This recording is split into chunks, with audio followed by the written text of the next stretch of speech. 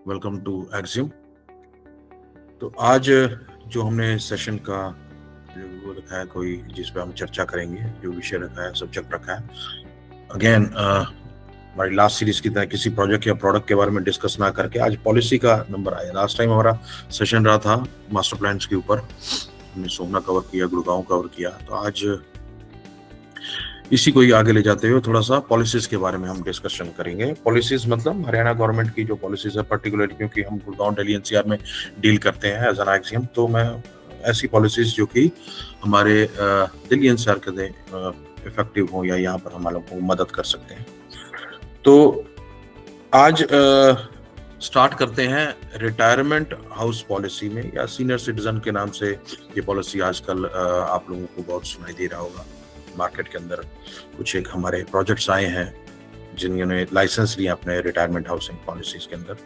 समय समय के ऊपर स्टेट गवर्नमेंट जो होगी या सेंट्रल गवर्नमेंट के साथ मिलकर, चाहे वो इंफ्रास्ट्रक्चर की ग्रोथ के हिसाब से हो, चाहे बीपीएल लोगों को अपलिफ्ट करने के हिसाब से, या जिनके हिसाब से जिनके पास घर नहीं है, अपना घर नहीं है, उनको घर देने के लिए भी इस तरह की पॉलिसीज बनाई जाती हैं लोगों की मदद करने के लिए। देखिए, सरकार का एम जो होता है वो हमेशा से ही एक ही रहता है, चाहे वो सेंटर की हो चाहे स्टेट की हो, कि लोगों की, आपके जो इस एरिया में रहते हैं, उनकी मदद कैसे की जाए, इंफ्रास्ट्रक्चर या अपने शहर को, अपने स्टेट को, अपने देश को ग्रो कैसे किया जाए, आगे कैसे ले जाया जाए। तो हरियाणा की बात करते हैं, पर्टिकुलरली कुछ एक पॉलिसीज अगर आपने सुनी होंगी, हरियाणा गवर्नमेंट की जो पॉलिसीज है, फर्ज की जैसे हाउसिंग बोर्ड के हमारे घर आपने सुने होंगे, हाउसिंग बोर्ड की कॉलेजेस हैं, हुडा के प्लॉट्स हैं, हुडा भी प्लॉट्स रिमार्क करके अलॉट करती है।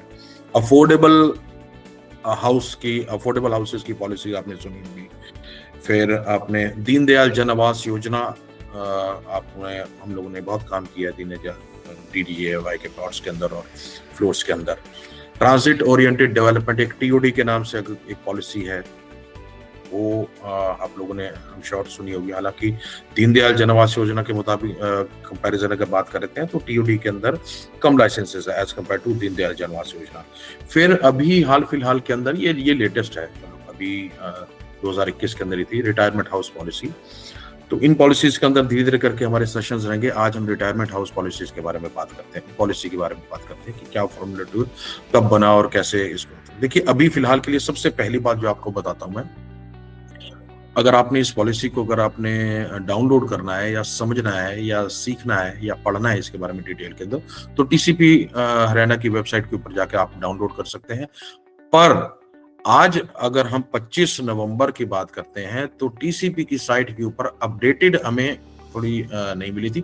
अपडेटेड जो है इसका 4 नवंबर को एक अपडेट आया, जिसके अंदर से आपका जो एलिजिबिलिटी क्राइटेरिया है सीनियर सिटीजन का, इसका ओन करने का, खरीदने का या रहने का, वो 60 साल से घटकर 55 साल हो गया है। हम इसको कवर करेंगे, जस्ट आपको बता रहा था।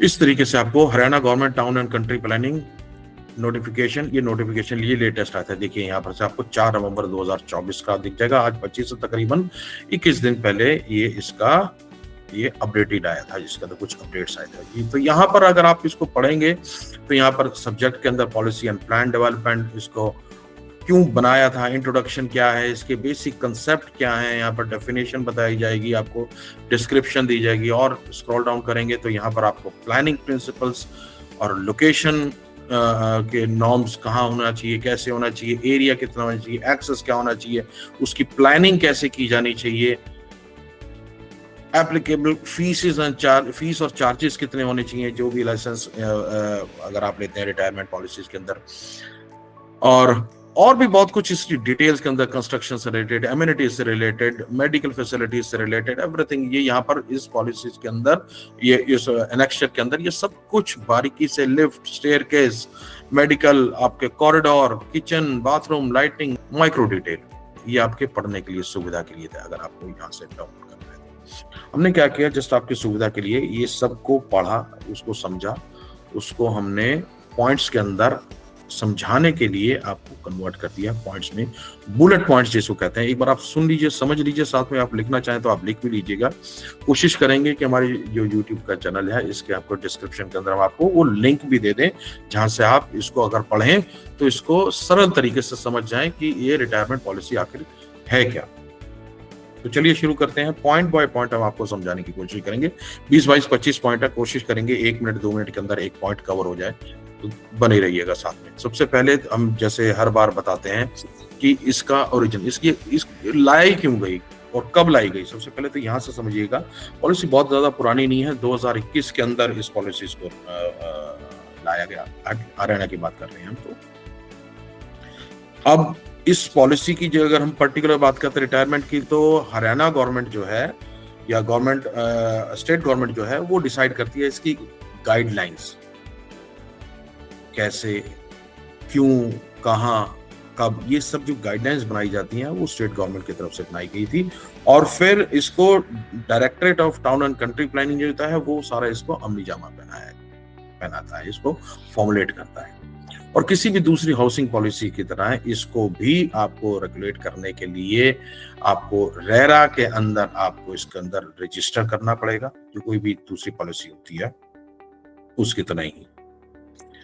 तो सबसे पहले जो आपके समझने के लिए बात थी कि रेरा के अंदर, जो रेरा 2016 की बात कर रहा हूं मैं, तो वहां पर भी आपको इसको रजिस्टर करना पड़ेगा। आई थी ये 2021 के अंदर पॉलिसी जो आई थी।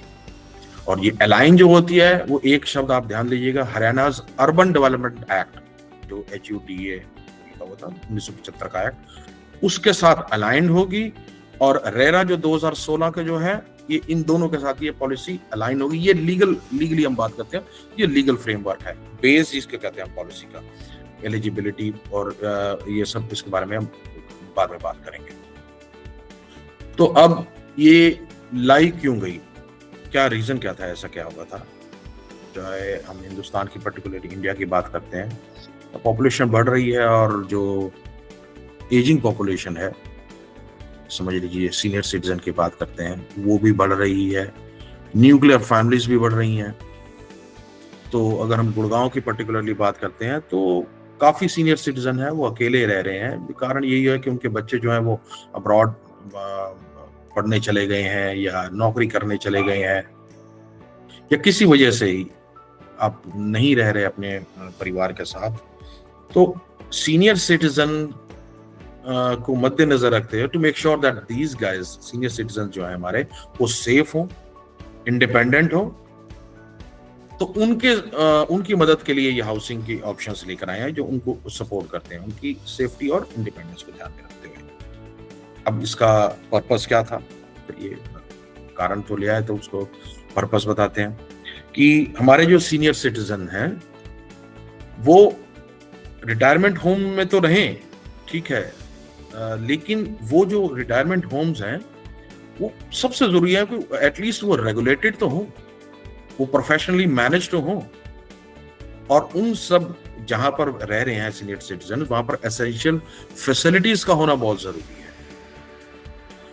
क्योंकि अनरेगुलेटेड जो सीनियर हाउसिंग होंगी या अनरेगुलेटेड प्लेसेस के अंदर, जगह के अंदर अगर हमारे सीनियर सिटीजन रहते हैं, तो चांसेस यही हैं कि जो क्वालिटी सर्विसेज की होनी चाहिए वो वहां से वो लैक करेंगे। और फिर हम कोई सीनियर सिटीजन का मतलब ये नहीं है कि 55 से 60 साल, सीनियर सिटीजन का मतलब 85 साल की उम्र भी हो सकती है, 90 साल की उम्र भी हो सकती है।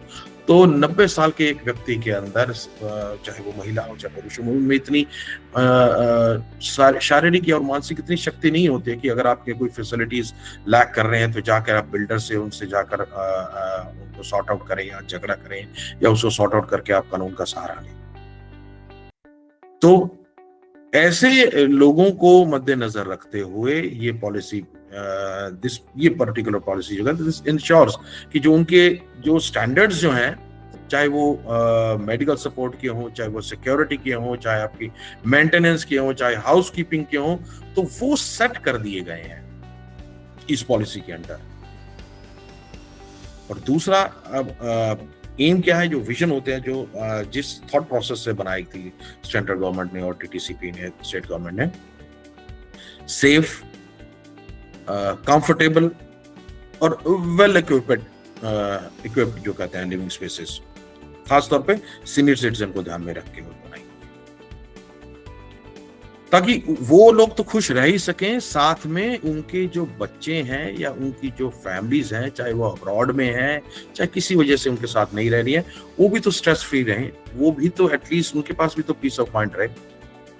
डेट मैंने आपको बताई 2021 के अंदर तक। लेटेस्ट अपडेट जो आई है इसके अंदर 4 नवंबर 2024 के अंदर, ये आप डाउनलोड कर सकते हो, जिसके अंदर जो एज सीनियर सिटीजन की रखी गई थी, पहले था इस पॉलिसी के अंदर 60 साल, अब वो उसको घटाकर 55 साल कर दिया गया है।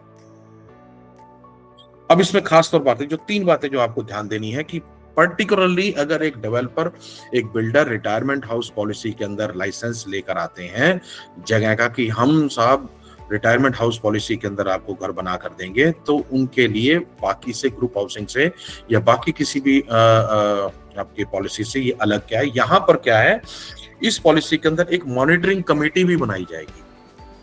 वो मॉनिटरिंग कमेटी क्या होगी, वो डिस्ट्रिक्ट लेवल पर होगी। जिस भी डिस्ट्रिक्ट के अंदर ये पॉलिसी इम्प्लीमेंट की जाती है, वहां का डेप्यूटी कमिश्नर या फिर अगर म्युनिसिपल कमीशन है तो उसका कमिश्नर, क्योंकि तो हम नंबर 1 पे पहले पे जो बताया गया था गवर्नमेंट के नॉर्म की तरफ से, वहां का डीसी जो डेप्यूटी कमिश्नर होता है, उस मॉनिटरिंग कमेटी को हेड करेगा या लीड करेगा।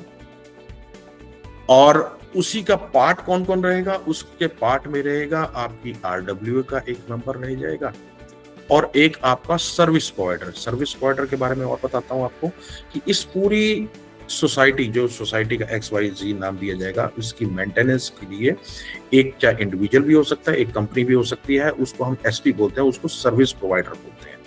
तो सर्विस प्रोवाइडर जो कि देखरेख करेगा, मेंटेनेंस करेगा, प्लस उसके रेजिडेंट्स जो लोग रह रहे हैं वहां पर, और उसके बाद आपका डेप्यूटी कमिश्नर। तो डेप्यूटी कमिश्नर उस टीम को लीड करेगा और रेजिडेंट्स की जो RW होंगे वहां से एक मेंबर और साथ में सर्विस प्रोवाइडर का एक मेंबर। वो क्या होगा कि अगर मान लीजिए रेजिडेंट्स जो वहां पर रह रहे हैं लोग और सर्विस प्रोवाइडर के बीच में कोई इश्यू हो जाता है, कोई डिस्प्यूट हो जाता है, तो उनको रिजॉल्व करने के लिए वो मॉनिटरिंग कमेटी होगी और ये देखरेख भी करेंगी कि सर्विस प्रोवाइडर ने जो वहां पर कॉन्ट्रैक्ट साइन किया है या जो उसको गाइडलाइंस दी गई है, वो ठीक से उसको फॉलो भी कर रहा है या नहीं कर रहा है। तो ये सबसे जरूरी था कि वहां पर एक इस तरह की कमेटी बनाई जाए जो उसको मॉनिटर कर सके। दूसरी इंपॉर्टेंट बात है कि देखिए, जैसे दीनदयाल जनआवास योजना, जो ग्रुप हाउसिंग के लिए जो लैंड पार्सल्स जिनका लाइसेंस दिया जाता है 5 एकड़ या इससे ऊपर होते हैं, इस तरह के अलग अलग पॉलिसीज के अलग अलग लैंड पार्सल है। तो इसके अंदर जो मिनिमम लैंड एरिया है, यानी कि जो कम से कम जमीन के ऊपर आप लाइसेंस ले सकते हैं, वो आधा एकड़ से शुरू हो जाती है। तो कई बार क्या होता था, डेवलपर्स बनाना चाहते थे इस तरह का कोई पब्लिक की सहूलियत के लिए, सीनियर सिटीजन की सहूलियत के लिए, लेकिन लैंड पार्सल जो था वो 3 एकड़ 4 एकड़ का ऐसा नहीं था कि उसको अभी तक के किसी लाइसेंस के अंदर हम उसको बुक करा सकें। मिनिमम जो रिक्वायरमेंट थी वो 5 एकड़ या इससे ऊपर होती थी। तो वहां पर क्या हुआ कि यहाँ रिटायरमेंट हाउस पॉलिसी के अंदर जो मिनिमम लैंड एरिया आपको चाहिए वो आधे एकड़ से आप कर सकते हैं। जो प्रोजेक्ट है आधे एकड़ से 10 एकड़ तक का प्रोजेक्ट होना चाहिए, मिनिमम लैंड एरिया, ये एक पॉइंट नोट कर लीजिएगा। और इसके साथ एक और बात, आपकी जो एक्सेसिबल रोड होनी चाहिए इस प्रोजेक्ट में जाने के लिए, वो कम से कम 12 मीटर वाइड होनी चाहिए, 12 मीटर की वाइड होनी चाहिए एक्सेसिबल जो रोड है। एक ये पॉइंट था।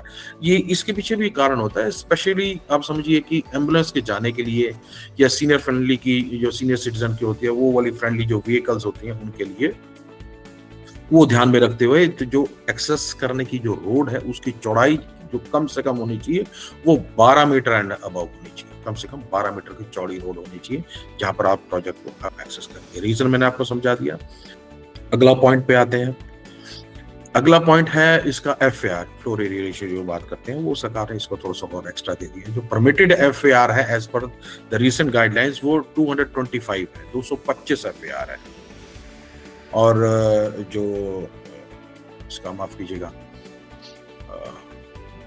पर्टिकुलरली इस पॉलिसी के अंदर कहते हैं जो आपका ग्राउंड कवरेज, सॉरी शब्द भूल जाता है, जो ग्राउंड कवरेज है वो 40% है।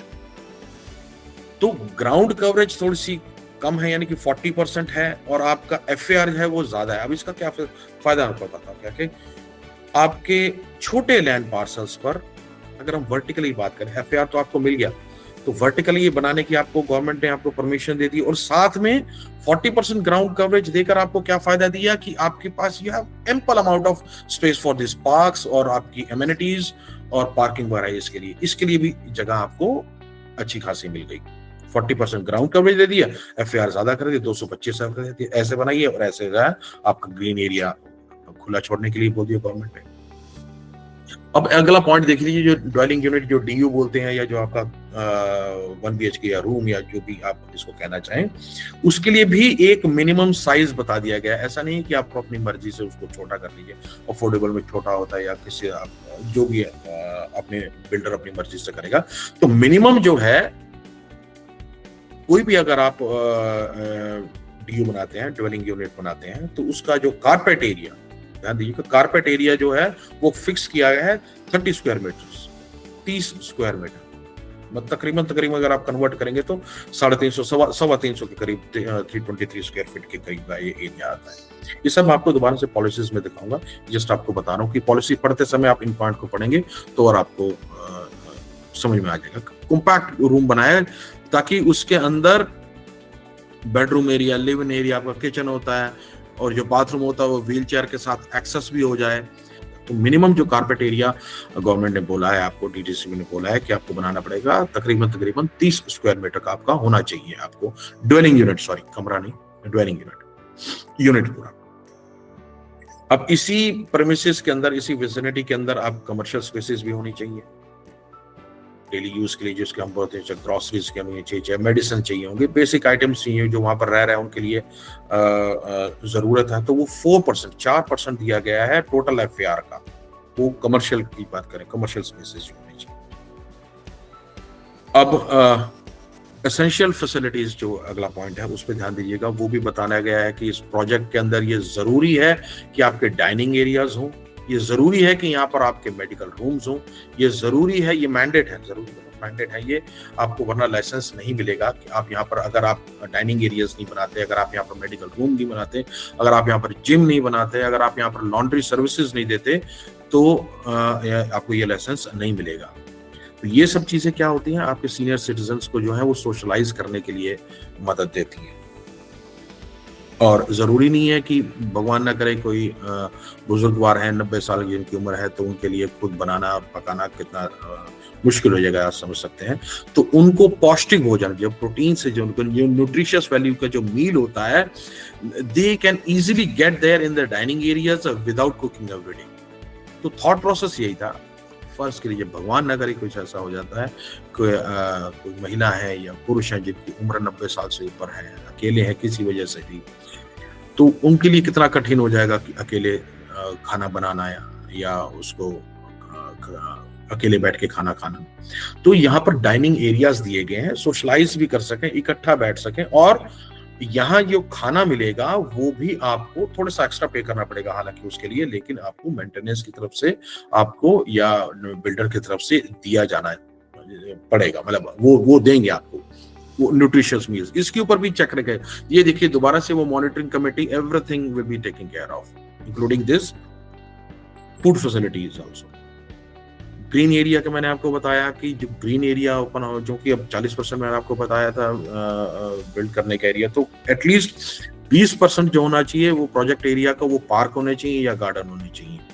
जॉगिंग ट्रैक्स बनेंगे, उसमें बैठने के लिए आपकी जगह बनानी जाएंगी ताकि जो हमारे सीनियर सिटीजन्स हैं वो फ्रेश एयर का एंजॉय कर सकें और फिजिकली एक्टिव भी रह सकें।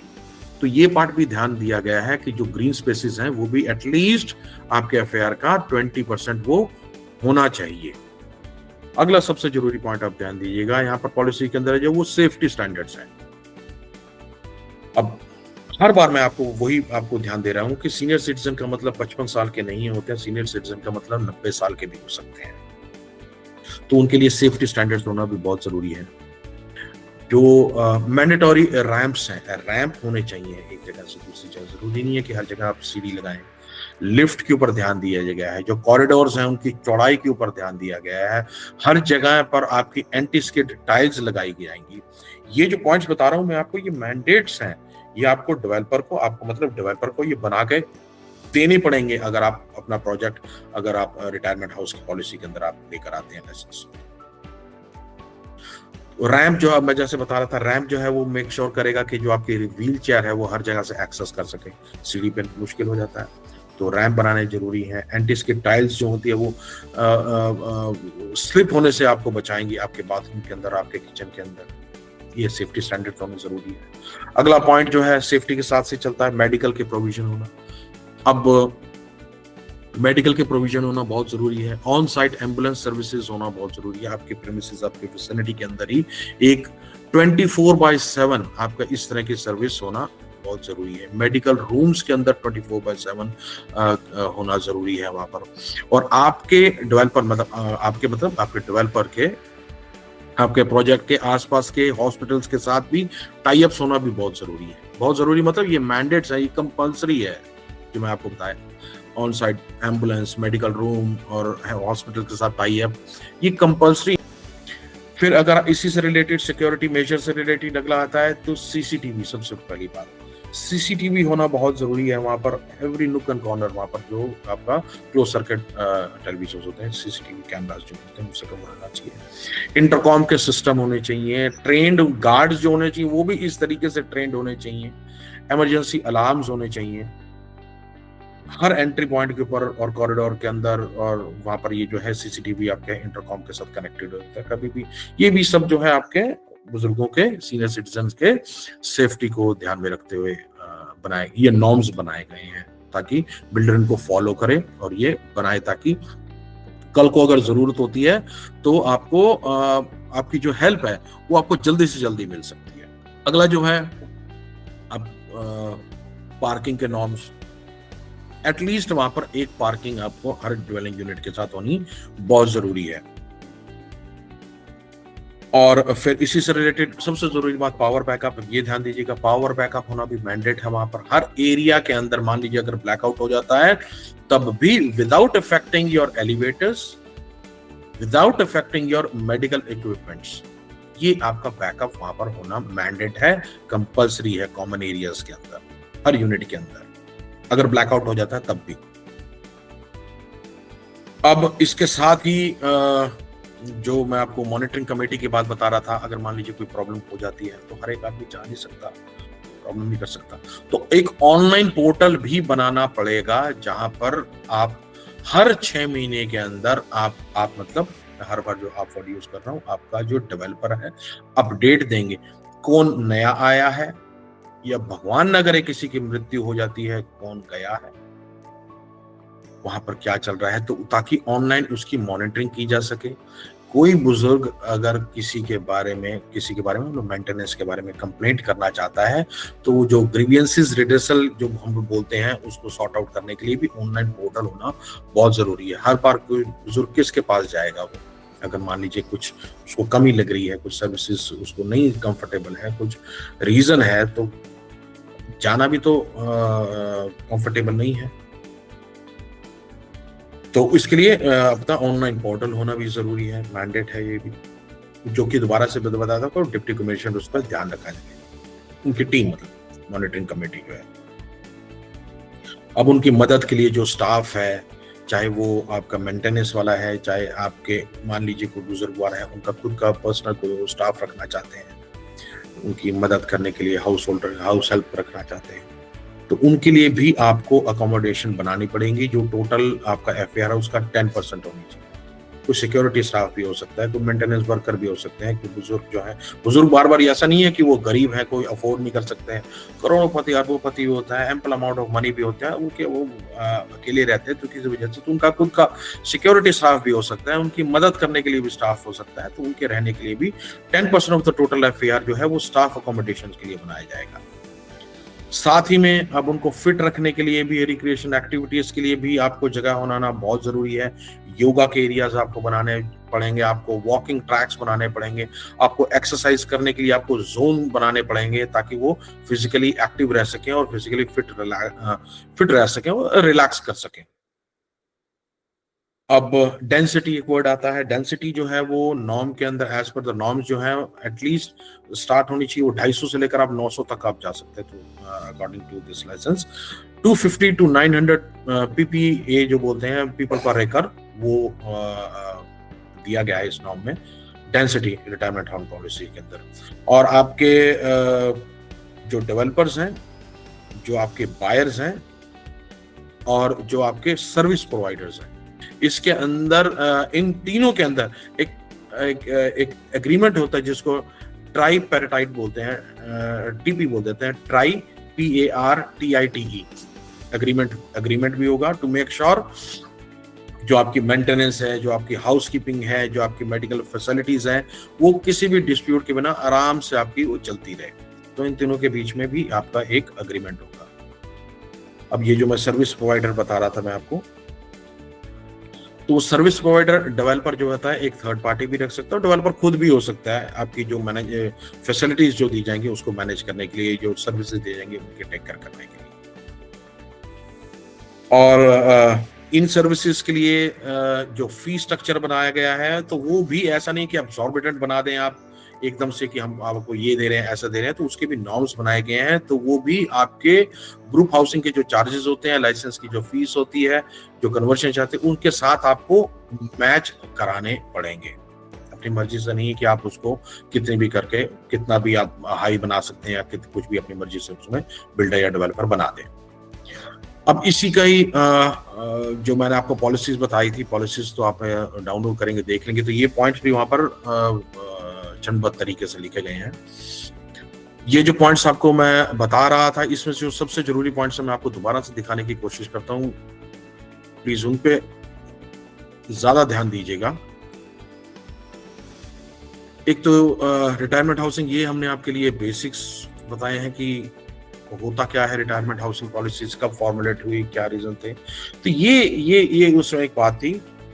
ये पॉइंट्स जो हैं, minimum 0.5 acres to maximum 10 acres of land is required, no density issue. अगर FAR किसी पर्टिकुलर सेक्टर का एज पर द नॉर्म्स पूरा भी हो गया है, तो इस पर्टिकुलर रिटायरमेंट हाउस पॉलिसी के अंदर आपको डेंसिटी का कोई इशू नहीं है, आप वहां पर बना सकते हैं। प्राइस कैप नहीं है इसके अंदर। अफोर्डेबल के अंदर मान लीजिए जैसे आज की रेट के अंदर 4500 और 5000 रुपए पर स्क्वायर फीट का है, तो यहाँ पर गवर्नमेंट ने कहा है कि आपको यहाँ पर कोई प्राइस कैप नहीं बनाना पड़ेगा कि आप यहाँ पर 5000 रुपए पर स्क्वायर फीट से ऊपर नहीं बेच सकते, जैसे अफोर्डेबल के अंदर। एक एग्जाम्पल के तौर पर बता रहा हूँ। अलॉटी जो है वो कोई भी हो सकता है, कोई भी, मतलब आप अगर आपकी एज अगर 60 साल है तो ये जरूरी नहीं है कि आप ही उसको खरीद सकते हैं। आपके एवज के अंदर आपका पुत्र, आपके पुत्र वधू या आपकी बेटी भी खरीद सकती है। जो एलिजिबिलिटी क्राइटेरिया है, जो वहां पर लोग रह रहे हैं, उसके लिए आपकी उम्र जो है वो 55 साल होनी चाहिए।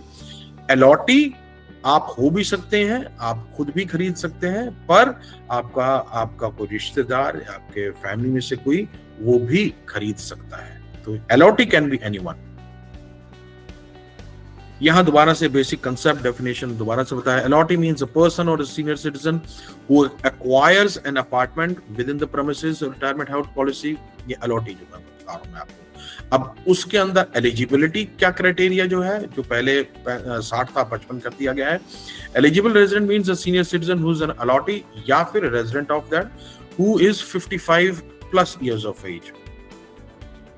ये बात ध्यान दीजिएगा यहां से कि the eligible resident of the retirement house policy may not be the allotee। दोबारा से आप खरीद भी सकते हैं, आपके बच्चे या आपका रिश्तेदार भी खरीद सकता है। रहने के लिए आपकी उम्र जो है, मान लीजिए आपका बेटा अगर 40 साल का है तो वो खरीद सकता है, पर वहां रहने के लिए आपकी उम्र जो है वो 55 साल प्लस होनी चाहिए। यहाँ पर मैंने कोशिश की आपको बताने की अलॉटी और एलिजिबल रेजिडेंट के बाद में फर्क है। यहाँ दोबारा से आपको एसपी जो सर्विस प्रोवाइडर, ये मैं आपको इंपॉर्टेंट पॉइंट्स बता रहा हूं मैं। Service provider means any person entity which is capable of or specializes in the operations and management of the retirement housing, which may include on-site monitoring, personal care services, and other relevant services, including the basic maintenance services. ठीक है, SP या service provider may be the developer itself और any entity appointed by the promoter और the developer, ये SP। फिर उसके साथ जो है monitoring committee under the chairmanship of respected deputy commissioner of the district and which includes representative of the service provider, के ऊपर SP की बात कर रहे हैं, और बाद में जो RW बन जाती है वो रिस्पॉन्सिबल बनेंगे इसी मॉनिटरिंग कमेटी की। ये एक्सेस एरिया के नॉर्म्स वगैरह ये तो मैंने आपको बता ही दिया था। इसकी और डिटेल के अंदर जानकारी लेनी हो, आपने पढ़ना हो तो और मैं आपसे दोबारा रिक्वेस्ट करूंगा, TCB की साइट से आप इसको डाउनलोड कर सकते हैं, पढ़ सकते हैं। बाकी कोशिश करेंगे इसका जो लिंक होगा डाउनलोड करने का, या जो अपडेटेड हमारा आपको जो मैंने बताया था 4 नवंबर 2024 को जो अपडेटेड निकली है, जहां पर आपको उम्र जो है वो 60 साल से 55 करके आपको मिल जाएगा, डिटेल के अंदर इंफॉर्मेशन मिल जाएगी, वो भी हम कोशिश करेंगे अपने लिंक के अंदर उसको अटैचमेंट दे दें। तो ये था आज के डिस्कशन थी रिटायरमेंट हाउस पॉलिसी, पर्टिकुलरली हम हरियाणा गवर्नमेंट के बारे में हरियाणा के बारे में बात करेंगे। तो जल्दी मिलते हैं दोबारा अगली पॉलिसीज के साथ हरियाणा से रिलेटेड ही। तब तक के लिए नमस्कार।